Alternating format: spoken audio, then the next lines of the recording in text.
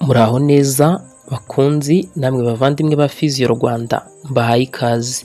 Muri aka kanya ndaje kugira ngo dusubize kimwe mu bibazo n'ubundi nabonye abantu bakomeje kumbaza bagira bati ko tugira ibinya mu kirenge cy'imbere ndetse no ku mano, byaba biterwa n'iki? Biraza bikatubabaza, ubundi biba byagenze gute, n'iki twakora? Niba nawe rero mu by'ukuri ubona uruhu rwo mu kirenge rugenda rukomera cyangwa se ukabona rurakomeye, ikindi kandi waba uri kugenda ukumva rurababara cyane cyane imbere ku kirenge ndetse no ku mano, iyi video reka nkubwire ko ari iyawe. Reka byose tubirebere hamwe mu minota mike cyane. Ubu ni uburwayi buzwi ku izina rya foot corns and calluses. Ubu burwayi mu by'ukuri bugenda bugaragara munsi y'ikirenge, aho usanga uruhu rwo mu kirenge rugenda rugakomera cyane rukabyimba, cyangwa se ugasanga ni nk'akantu gato kagiye kakabyimba kagakomera.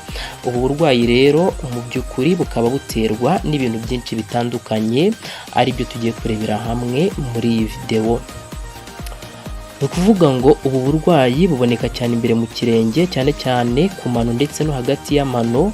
Impamvu nyamukuru rero ibutera bikaba biterwa n'uko ikirenge gihora gikandagira cyane ahantu hamwe, cyangwa se ugasanga kirakandagira ariko aho ukandagiza ibiro byinshi ugasanga niho ubwo burwayi bukunze kwibanda. Niyo mpamvu bikunze kuza hano munsi y'igice cy'ikirenge imbere hegereye n'ubundi n'amano hasi.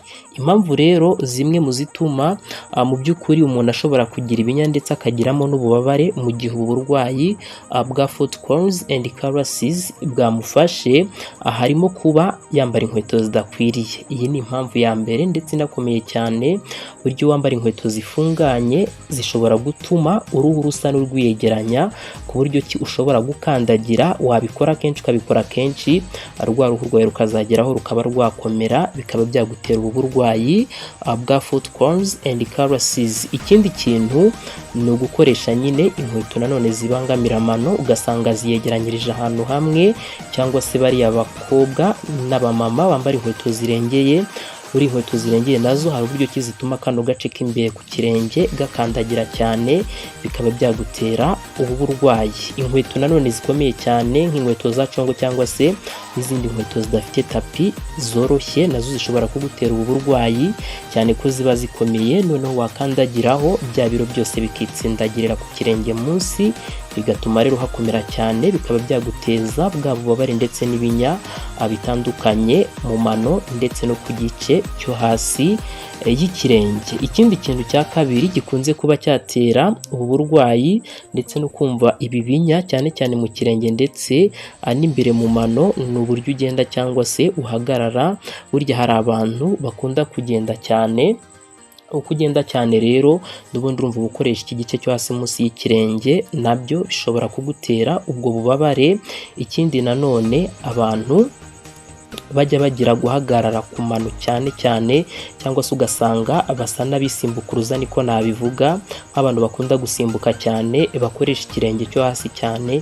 Aba nabo bakunze guhura n'ibi bibazo, n'abantu bamara umwanya munini bahagaze. Ubwo harimo abasekirite, harimo abantu bakora mu isoko, abarimu n'abandi bose bakora mu nganda, nibagiwe nyine n'abandi bantu bashobora guhagarara bitewe n'akazi ka buri munsi bakora umunsi ku munsi. Ibyo byose bituma imbaraga zose zijya mu kirenge imbere, bityo rero ugasanga nibyo bikuviriyemo ibinya ndetse n'ubwo bubabare wumvamo mu kirenge, cyangwa se ukaba wanabwumvira mu mano. Imiterere y'ikirenge burya n'amano nabyo biri mu bitera ubu burwayi, cyane ko hari abantu baba bafite amano atari ku murongo neza. Hari abantu uba usanga bafite amano asa n'ayipfunditse cyangwa se agerekeranye. Ibi nabyo byongera ubu bubabare ndetse bigatuma n'ubu burwayi bwabaho. N'abandi kandi usanga bafite amaguru atarambuye neza, cyangwa se ugasanga bafite ikirenge kiri flat, ikirenge kirambuye neza cyose gikora hasi ku butaka, nacyo gituma burya ibiro byinshi biza ku kirenge bikaba byagutera ikibazo. Hari n'abafite ibirenge kandi navuga ko bifite arc, cyangwa se bisa n'ibigonzemo ukuntu maha hagati. Iyo nabyo rero bigonzemo cyane urumva ukandagiza agace k'imbere cyane ndetse n'agatsinsino cyane, nabyo bikaba byatuma rwa ruhu rukomera bikagutera uburwayi bwa foot corns and calluses. Ikindi kintu mu by'ukuri gituma ibi byose byakwiyongera ni ibiro byinshi, cyane ko byongera uburemere kuri bya birenge byawe, bikanatuma nyine uruhu rwo munsi rurushaho gukomera byihuse. Icya gatanu ni uko utita ku birenge. Burya uko udakaraba ibirenge neza niko uruhu rwo munsi y'ikirenge rugenda rukoraho andi makushe cyangwa se rugenda rubika ya myanda. Uko ya myanda igenda yibikaho bituma uruhu rugenda rukomera, bikaba byaguteza ubu burwayi. Ndetse ikindi nanone ni abantu badakunda kwisiga amavuta mu birenge, nabyo icyo gihe bishobora kuba byakugiraho ingaruka ndetse bikongera n'amahirwe yo kuba wahura n'ubu burwayi, cyane ko uruhu rugenda rukuma rugakomera, bityo ugasanga ruragutera ibinya ndetse n'ububabare. Icyo wakora rero mu gihe ufite ubu burwayi buguteza ibinya ndetse rwose bukaguteza n'ububabare munsi y'ikirenge ndetse no mu mano, ukwiriye kugerageza ugahindura inkweto wambara, ukambara inkweto nibura zitagufunga cyane amano ngo zibe zayagerekeranye cyangwa se ziyegeranye cyane, ukambara kandi inkweto mu by'ukuri zitakurya zoroshye munsi, cyangwa se inkweto zifite tapi nibura yoroshye, ukambara kandi inkweto zifasha ikirenge cyawe kuruhuka. Ibi biba ari ingenzi cyane. Ibyo ngibyo ni bimwe mu by'ingenzi ugomba kwitaho. Usibye n'ibyo, ugomba no kwita ku birenge byawe buri munsi cyangwa se nibura buri cyumweru ukwiriye gushyira ibirenge byawe mu mazi ashyushye iminota 10 mu gihe uri kubabara gutya. Ikindi ugakoresha nibura akantu gashobora koroshya uruhu. Ahangaha wakoresha nk'akantu k'agapira cyangwa se ushobora gufata nk'akadenisi, ushobora gufata cyangwa se n'icupa bisanzwe, akantu ushobora kuba wakandagiraho kakagenda nibura kanyerera mu kirenge kugira ngo nibura kabashe kuba kakoroshya iyo mikaya yo mu kirenge, bityo ubu burwayi bugabanuke. Ikindi ugomba gukora ni ugusiga amavuta mu birenge byawe kuko bifasha n'ubundi uruhu kudakomera cyane, bityo ukabasha kuba wagubwa neza n'ubwo bubabare n'ibyo binya ntibikomeze kuba byakwiyongera. Ikindi nanone burya ni ugushyira nyine akantu koroshye mu nkweto gatuma utari buze gukandagira hasi ngo nyine usange uruhu rwawe rwagiye rwitsindagira hasi cyane. Kubera rwitsindagiye hasi cyane nibyo nyine bituma uruhu rwo mu kirenge rugenda rugakomera cyane. Burya uzanabicunge neza, uburamutse ubonye umuntu wambara ibirenge aba afite hasi nyine hakomeye mu kirenge hatandukanye n'umuntu udasanzwe wambara ibirenge, uriya rero aba afite ibyago byinshi byo kuba yagira ubu burwayi. Niyo mpamvu tubashishikariza kwambara inkweto mu buryo bushoboka bitewe n'ubushobozi bwawe, ariko nibura ukaba wakwambara inkweto. Ikindi kintu nanone akiza burya ni ukuba wareba umuganga. Ushobora kureba umuganga cyane cyane uzobereye mu by'amaguru akaba yagufasha, ushobora kureba umuganga w'uruhu akaba yagufasha, cyangwa se ukareba umufizioterapiste nawe ashobora kukwigisha imyitozo y'ikirenge iraza kugufasha kugabanyamo ibyo binya ndetse akanakwereka uko wagenda neza no kugufasha kugabanya ubwo bubabare bugenda bukuzira ndetse bukakubangamira igihe kinini. Indi ni imyitozo yoroheje y'ikirenge ndetse n'amano, aho rwose ukwiriye kujya ufata ikirenge cyawe ukagerageza kukinyeganyiza buhoro buhoro, bityo kandi amano yawe ukagerageza kuyazamura wongera uyamanura, uyazamura wongera uyamanura, kuko ibi ngibi bituma ikirenge gikora neza, yaba ya mikaya yo munsi y'ikirenge ikarekura ndetse n'amaraso akabasha kugeramo neza. Ibyo byose bikakugiraho nyine ingaruka nziza zituma bya binya bitari buzemo, kuko biriya binya biterwa n'impamvu zigeze kuri ebyiri. Hari ukuba habaho icyitwa nerve compression cyangwa se habayemo ischemia. Ni ukuvuga ngo hashobora kubamo icyitwa nerve compression. Urabona niba ukandagiye cyane haba harimo imyakura munsi y'ikirenge. Iyo myakura rero iri munsi y'ikirenge ukandagiye cyane urayikanda, uko kuntu uyikanda rero nibyo bita bikongereramo bwa bubabare, ukumva buragenda bugira gute, buriyongera. Ikindi kintu gishobora kuba cyabitera, bishobora guterwa n'uko hari kugiramo amaraso make cyane, kuko wakandagiye cyane amaraso ntiyabasha kugeramo neza. Uzabicunge neza, niyo wafata mu kirenge ukahakanda uba ubona hasa n'ahabaye umweru, byerekana ko amaraso icyo gihe nyine abavuyemo. Warekura ukabona harongeye habaye uko hari hameze amaraso akongera akagarukamo. Niyo mpamvu rero tugushishikariza gukora uburyo bwose wirinda kuba washyira ibiro byinshi ku kirenge cyawe, kuko nibyo twabonye yuko byongera amahirwe yo kuba ubu burwayi bwakuzaza cyangwa se nyine bugakomeza kuba